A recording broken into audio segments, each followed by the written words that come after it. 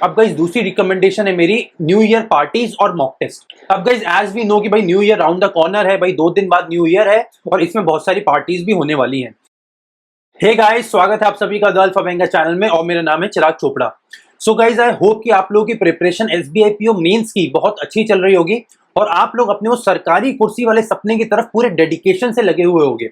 As we know कि SBI PO mains just round the corner है, भाई 4 दिन बाद हमारा एसबीआई पीओ का मेंस है। And I am pretty sure कि आप में से काफी सारे बच्चे अब या तो नर्वस फील कर रहे होंगे या बहुत डरे हुए होंगे कि भाई अब एग्जामिनेशन में क्या आ जाएगा, भाई हमारा एग्जामिनेशन अच्छा गया तो क्या होगा, या ऐसा हो गया तो क्या हो गया, वैसा हो गया तो क्या होगा। तो गाइस एक्सेट्रा एक्सेट्रा ऐसा बहुत सारे क्वेश्चंस होंगे आप लोगों के, आई नो। बट गाइस ऐसा इस आखिरी के टाइम में होना ना बहुत बहुत ज्यादा वैलिड है। मतलब यही सेम चीजें मेरे साथ भी हुई थी जब मैं अपना पहली बार एसबीआई पीओ का मेंस या आईबीपीएस पीओ का मेंस दे रहा था। और यही सेम चीजें मुझे भी लग रहा था कि भाई कहीं मेरा एग्जाम बिगड़ गया तो क्या होगा, भाई मॉक टेस्ट में तो परसेंटाइल अब ठीक आने लग गया है, बट अगर एग्जामिनेशन में फाइनली मैं कुछ खराब कर दिया, मैंने कुछ बिगाड़ लिया तो क्या होगा। देखो सबसे पहला पॉइंट तो ये है कि आपको अपना माइंड को एक राइट जोन में लेके जाना है, मतलब नेगेटिविटी से दूर करना है और पॉजिटिविटी के पास करना है। देखो आखिरी का टाइम है तो जितना ज्यादा नेगेटिविटी अपने आसपास रखोगे ना, एग्जामिनेशन क्रैक करने के चांसेस उतने कम हो जाएंगे। तो आखिरी का टाइम है तो ये कोशिश करो जितना ज्यादा नेगेटिविटी से दूर रह सको या नेगेटिव लोगों से दूर रह सको उतना ज्यादा रहने की कोशिश करो। तो सबसे पहली चीज जो आप लोगों को मैं एडवाइस करूंगा एग्जामिनेशन के रिगार्डिंग वो ये कि भाई जितना भी सोशल मीडिया है उससे दूर रहो। एंड स्पेशली जो यूट्यूब पे स्पेकुलेटिव वीडियोस होते हैं, भाई आईयूपीएस क्लर्क की ये डेट है, आईयूपीएस पीओ की ये डेट है, ये नया नोटिफिकेशन है, ना ये जितनी भी चीजें हैं ना, ये नेगेटिव थॉट से दूर रहो। बिकॉज देखो जनरली होता क्या है, जब कोई भी नोटिफिकेशन का हमें बोलता है ना भाई कल इसका रिजल्ट आ जाएगा, तो हमारे दिमाग में क्या रहता है, भाई कल शाम को इसका रिजल्ट आएगा तो एक दिन ही तो है, चलो इसको रिजर्व कर देते हैं और इस दिन ना मैं पूरी तैयारी से रिजल्ट देखूंगा। तो इवेंचुअली होता क्या है, रिजल्ट आए या ना आए पर हम वो पूरा दिन खराब कर लेते हैं। बट आखिरी के 4 दिन बचे हैं बस मेंस के लिए, तो हमें डेडिकेटेडली बस मेंस की प्रिपरेशन करनी है। फाइन, अब कुछ बहुत इंपॉर्टेंट चीजें हैं जो मैं सबसे पहले क्लियर आउट करना चाहता हूं। देखो सबसे पहली बात तो ये कि आखिरी के 4 दिन बचे हैं तो कोई भी बच्चा ये सोच के तो क्लास बिल्कुल मत देखना कि मैं 4 दिन की एक कोई पर्टिकुलर स्ट्रैटेजी बता रहा हूं कि इन 4 दिनों में ऐसा ऐसा करोगे तो भाई आपका एग्जामिनेशन निकल जाएगा। देखो भाई हमेशा मैं सारे के सारे बच्चों को यही बोलता हूं कि चाहे मैं 105 नंबर लेके आया एसबीआई पीओ मेंस में, या जितने भी लोग एसबीआई पीओ मेंस क्लियर करते हैं, जितने भी टॉपर्स हैं बाहर, उन सबके सब में ना एक चीज आपको कॉमन मिलेगी कि भाई वो सारे के सारे बच्चे किसी शॉर्टकट के पीछे कभी नहीं भागे। देखो भाई हमेशा मैं जैसे सबको बोलता हूं that it is a marathon. भाई आपको चाहे वो मेरे 105 नंबर दिखें और आपको ऐसा लगे कि भाई मैंने तो एसबीआई पीओ मेंस अपने पहले ही अटेम्प्ट में कैसे क्रैक कर लिया, बट कोई भी उसके पीछे की इतनी मेहनत नहीं देखेगा। वो मेरा मैराथन, मेरा रात भर जाग जाग के पढ़ना, मेरी 1.5 साल की मेहनत कोई नहीं देखेगा। भाई जब मैं कैट दे रहा था 2016 में, मैं एमबीए एंट्रेंस एग्जामिनेशन की प्रिपरेशन कर रहा था, तब से लेके मैं एसबीआई पीओ मेंस तक की जो मेरी प्रिपरेशन है वो 1.5 साल की प्रिपरेशन ने मुझे मदद करी है एसबीआई पीओ मेंस पहले अटेम्प्ट में क्लियर आउट करने की। भाई वो कुछ दिनों की मेहनत नहीं थी, वो महीनों की और सालों की मेहनत थी। फाइन, तो मतलब कहने का मतलब यह है कि इसका कोई शॉर्टकट कैप्सूल नहीं है। आपकी मेहनत अच्छी होगी तो आपका पक्के में एग्जामिनेशन निकलना तय है और आप बहुत अच्छे कैंडिडेट भी हो। अब गाइस मैं कुछ बहुत इंपॉर्टेंट चीजें आप लोगों के साथ शेयर करना चाहता हूँ। 3-4 वो बहुत इंपॉर्टेंट ऐसी चीजें जो या तो मैंने खुद की गलती से सीखी है या लोगों की गलती से सीखी है, और अब मैं ये विश करता हूं कि वो सेम गलतियां आप लोग रिपीट ना करो। देखो बेसिक बेसिक कुछ बहुत इंपॉर्टेंट चीजें हैं। देखो सबसे पहला इंपॉर्टेंट पॉइंट है डिस्क्रिप्टिव सेक्शन। अब गाइस देखो मैंने कितनी ही बार डिस्क्रिप्टिव सेक्शन पे इतना जोर दिया है, भाई मैंने ये भी बोला है कि इस सेक्शन के बिना आप लोग एग्जामिनेशन क्वालिफाई नहीं कर सकते, और डिस्क्रिप्टिव सेक्शन पे अगर पूरा इंपॉर्टेंस उसको नहीं दोगे तो एसबीआई पीओ आप लोग बन भी नहीं पाओगे। भाई मैंने इतने लाइव सेशंस में, रिकॉर्डेड सेशंस में बार बार बोला है, बट स्टिल आई नो कि काफी सारे बच्चे ऐसे होंगे जिन्होंने अभी तक डिस्क्रिप्टिव की तैयारी नहीं करी होगी। गाइस देखो आखिरी के 4 दिन बचे हैं, मैं आपसे बस इतनी सी चीज मांग रहा हूं कि आखिरी के 4 दिनों में बस अपने हर दिन का आधा घंटा आपको डिस्क्रिप्टिव को देना है। दैट्स इट, मतलब हर एक दिन आधा घंटा और 4 दिन में 2 घंटे। भाई अपनी आगे की पूरी लाइफ में आपको ये 2 घंटे बहुत मदद करने वाले हैं। भाई हर दिन आधे घंटे डिस्क्रिप्टिव सेक्शन की प्रिपरेशन करनी है। अब इन 4 दिनों में आपको क्या करना है, देखो सबसे पहले तो राइटिंग मत करना, मतलब पेपर पेन पे मत लिखना, टाइपिंग करना चालू करो। अब भाई अभी तक मेहनत करी है डिस्क्रिप्टिव में, नहीं करी है, टाइम दिया है नहीं दिया है, भाई देखो डजेंट मैटर, टाइम जो निकल गया वो वापस नहीं आएगा। बट ये आखिरी के जो 4 दिन बचे हैं इसमें प्रॉपर मेहनत करो। भाई टोटल आपको आधा घंटा देना है डेली, एक लेटर और एक ऐसे लिखना है। मतलब एग्जामिनेशन में भी आपको आधा घंटा मिलेगा, तो ये आधा घंटा ना आपको घड़ी से मिला के देना है। मतलब अगर 9 बजे चालू कर रहे हो तो एग्जैक्टली 9:30 बजे आपको एंड कर देना है अपना ही सेक्शन। ठीक है, तो आप करोगे कैसे, फिर से बोल रहा हूं कि लिखना नहीं है पेपर पेन लेके, टाइप करने की प्रैक्टिस करो। अब एग्जामिनेशन में आपको टाइप करना रहेगा। एस्से की बात करें तो एस्से को आप अप्रोक्सीमेटली 250 से 300 वर्ड का लिखना, मतलब 250 से 300 वर्ड्स का आपका एस्से होना चाहिए। और लेटर आपका अराउंड 150-170 वर्ड्स के बीच में होना चाहिए, मतलब 150 से 170 वर्ड्स के बीच में का लेटर होना चाहिए और 250 से 300 वर्ड के बीच में आपका एस्से होना चाहिए। ये चीज है गाइस डेली बेसिस पे करना। मैं इससे ज्यादा फोर्स नहीं कर सकता आप लोगों को, बिकॉज मैं अगेन बोल रहा हूं कि बिना डिस्क्रिप्टिव के सिलेक्शन होने के चांसेस बहुत बहुत बहुत कम हो जाएंगे।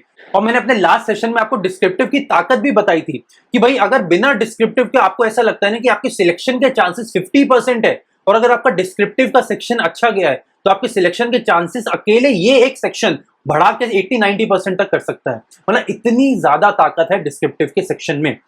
अब अगर आपको डिस्क्रिप्टिव के रिगार्डिंग कोई भी डाउट है, मतलब 1 to 10 आपको कोई भी डाउट हो, उसका मैंने प्रॉपर एक डेडिकेटेड सेशन बनाया है ऑन डिस्क्रिप्टिव। उस सेशन को एक बार जरूर देख लेना।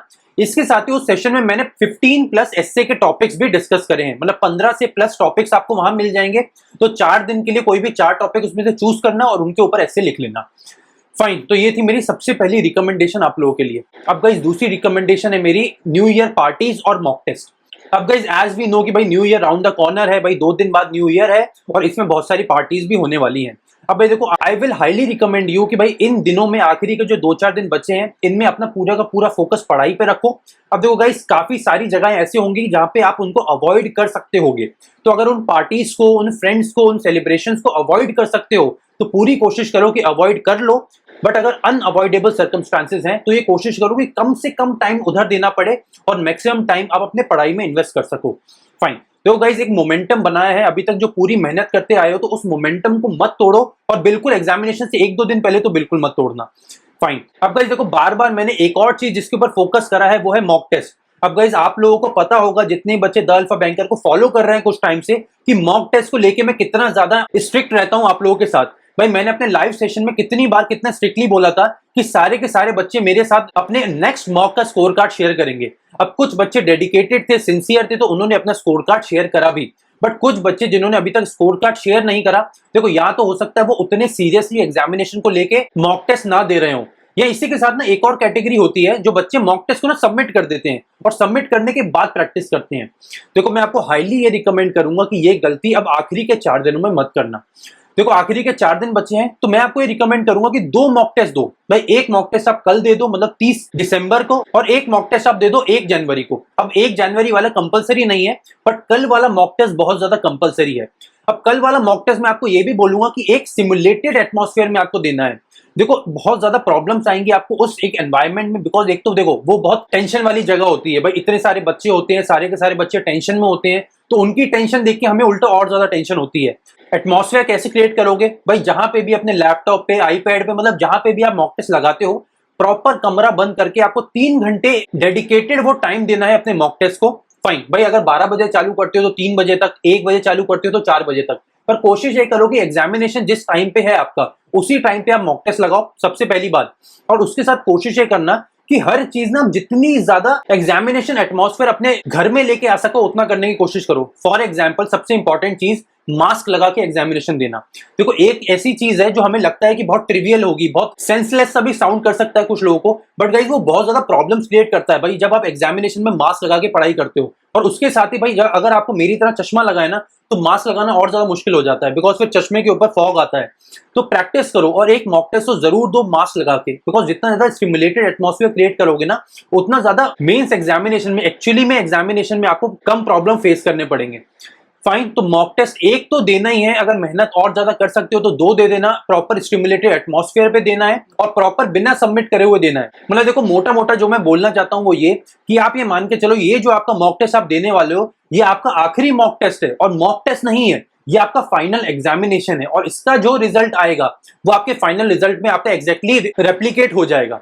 ठीक है, मतलब जो मॉक टेस्ट ये देने वाले हो यही आपका फाइनल रिजल्ट लेके आएगा, और अगर इसमें पास हो गए तो भाई फाइनली एसबीआई पीओ भी बन जाओगे। उस लेवल पे, उस डेडिकेशन के साथ ये वाला मॉक टेस्ट आपको आखिरी मॉक टेस्ट देना है। फाइन फाइन, तो अब मैं तीसरी आपको चीज जो रिकमेंड कर रहा हूं वो है रिगार्डिंग जीके का सेक्शन। अब गाइस देखो, आप लोग आई एम प्रीटी श्योर कि जीके को लेके ऑलरेडी बहुत ज्यादा सीरियस हो, और जितने भी बच्चे मैं देख रहा हूं, चाहे यूट्यूब के कमेंट सेक्शन में या टेलीग्राम, इंस्टाग्राम, व्हाट्सएप, जितने भी बच्चे मुझसे कनेक्ट करते हैं, भाई सारे के सारे बच्चे जीके को लेके बहुत सीरियस हैं और बहुत अच्छे से प्रिपरेशन भी कर रहे हैं।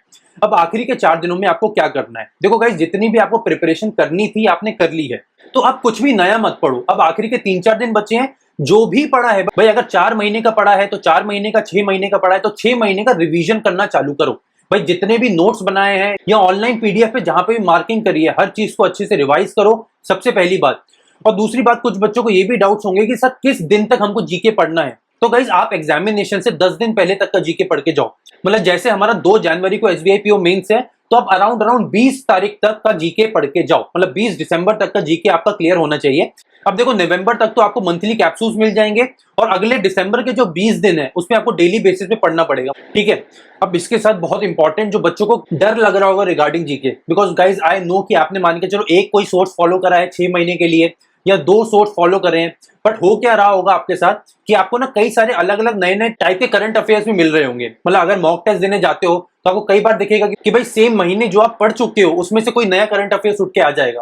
तो भाई उससे डरना नहीं है भाई। देखो, मैं हमेशा सबको यही बोलता हूं कि करंट अफेयर्स एक बहुत बड़ा समुंदर है, तो समुंदर को आप कभी भी पूरी तरह से नहीं पढ़ सकते। तो जितना आपके करंट अफेयर्स के कैप्सूल्स में मिल रहा है आपको, या मॉक टेस्ट में मिल रहा है, बस उतना बहुत है। जितनी प्रिपरेशन हो गई है उतना बहुत है। उसके ऊपर कॉन्फिडेंट रहो, उसके ऊपर पूरा कॉन्सेंट्रेट करो, और उसको आप रिवीजन करते रहो, ठीक है। कुछ भी नया मत पढ़ो, डरने की बिल्कुल जरूरत नहीं है गाइस। जितना भी आपने पढ़ा है उसमें आप इजीली 30+ मार्क्स स्कोर कर लोगे। गाइस देखो, मैं हमेशा से जीके में बहुत कम टाइम देता था, बिकॉज ना मुझे चीजें याद कम रहती हैं। मैं लॉजिकल तो अच्छा कर लेता हूँ, रीजनिंग, क्वांट, इंग्लिश तो मेरा अच्छा है, बट जीके में क्या है, मुझे ना रटने के बाद बहुत कम चीजें याद रहती हैं। बट स्टिल अगर मैं अच्छा स्कोर कर सकता हूँ जीके के सेक्शन में, then I am pretty sure कि आप लोग मुझसे भी अच्छा स्कोर करके आओगे, और 35+ वाले बच्चे भी बहुत सारे होंगे जो हमें एसबीआई पीओ मेंस वाले दिन पे जरूर देखने को मिलेंगे। फाइन। और आखिरी चौथा पॉइंट जो मैं ऑलरेडी डिस्कस कर चुका हूं सबसे पहले, कि गाइस आखिरी का टाइम है, तो नेगेटिविटी बिल्कुल नहीं रखनी है अपने अंदर, और जितने भी नेगेटिव लोग हैं उनसे भी दूर रहना है भाई। ऐसे बहुत सारे लोग आपको देखने को मिलेंगे जो बोलेंगे भाई एसबीआई पीओ मेंस इतना बड़ा एग्जामिनेशन है, पहली बार में तो किसी का भी नहीं निकलता भाई, आपको तो बार बार अटेम्प्ट देने पड़ते हैं। या कई सारे बच्चे ऐसे होंगे जिनकी एज अब ज्यादा हो गई होगी, तो वो घर के ताने सुन सुन के प्रेशराइज हो के अब उनको खुद के ऊपर भी डाउट क्रिएट होने लग गए होंगे। तो गाइस, सबसे पहले पॉजिटिव माइंडसेट के साथ एग्जामिनेशन देने जाओ। अब अगर आप लोग द अल्फा बैंकर को कुछ टाइम से फॉलो कर रहे होंगे ना, तो आप लोगों को पता होगा कि मैं पॉजिटिव माइंडसेट पे कितना ज्यादा जोर देता हूं। गाइस देखो, एग्जामिनेशन ना 2 चीजें ही आपका क्रैक करा सकती हैं, और एसबीआई पीओ जितना मुश्किल एग्जामिनेशन को तो पक्का यही 2 चीजें क्रैक कराएंगी। पहला है आपका अच्छा प्रिपरेशन, और दूसरा है आपका पॉजिटिव और स्ट्रॉन्ग माइंडसेट। ये दोनों में से अगर कोई भी एक कम हो गया ना, तो देखना आपको ना बहुत सारे बच्चे ऐसे मिलेंगे जो आपको लगेगा कि भाई बहुत अच्छी प्रिपरेशन थी और फिर भी एग्जामिनेशन नहीं निकाल पाए, बिकॉज वो पहली प्रिपरेशन वाला पार्ट तो अच्छा करके जाते हैं बट माइंडसेट अपने साथ नहीं लेके जाते। So guys, positive mindset is must for this difficult examination. तो स्टिल अगर आप लोगों को कुछ भी डर लगता है रिगार्डिंग मेंस, इस वीडियो के कमेंट सेक्शन में मुझसे क्लियर आउट करो। गाइज, मैं 24 आवर्स आप लोगों के लिए अवेलेबल रहता हूं भाई। इस वीडियो का कमेंट सेक्शन 24 घंटे आप लोगों के लिए खुला है। कोई भी डाउट है रिगार्डिंग एसबीआई पीओ मेंस, बिना सोचे एक बड़ा भाई, एक मेंटर होने के नाते पूछ लेना। कोई शर्माने की जरूरत नहीं है भाई। ये मत सोचना कि ये छोटा डाउट है, बड़ा डाउट है भाई, लोग क्या सोचेंगे। भाई देखो, अगर लोग क्या सोचेंगे वो भी हम सोचेंगे तो लोग क्या सोचेंगे, समझ रहे हो ना कहना कि मतलब क्या है। भाई देखो, लोग क्या सोचेंगे उस बात को छोड़ दो। जो आज लोग आपके ऊपर उंगली उठा रहे हैं, हंस रहे हैं, ताने मार रहे हैं, चाहे घर वाले चाहे दोस्त, जिस दिन अफसर बन जाओगे ना, बैंक की वो मैनेजर वाली कुर्सी पे बैठ जाओगे, वही सेम लोग आपको शाबाशी देने आएंगे और बोलेंगे देखो हमने तो पहले ही बोला था ना, आप लोग तो एग्जामिनेशन निकाल लोगे, देखो तुमने निकाल लिए। भाई ये ताने बदल जाते हैं तारीफों में। मैंने सब कुछ देख लिया अपनी लाइफ में भाई, ताने भी सुन लिए और ये ताने देने वाले लोगों को और इनके तानों को तारीफों में बदलते भी सुन लिया है। फाइन। सो गाइस, इसी के साथ ESIC का एक नया नोटिफिकेशन आया है और एक बहुत अच्छा चैनल है बैंकर शाला करके। गाइस, दीपक भारद्वाज बहुत अच्छा काम कर रहा है, तो उस वीडियो को जरूर देख लेना, बिकॉज एक SBI PO के बराबर का नोटिफिकेशन आया है। तो मेहनत अच्छी करना उसमें भी, और अगर नोटिफिकेशन अच्छा लगता है तो उनके चैनल को सब्सक्राइब भी कर लेना। So guys, see you in the next session. Signing off. My name is Chirag Chopra. Take care and keep preparing.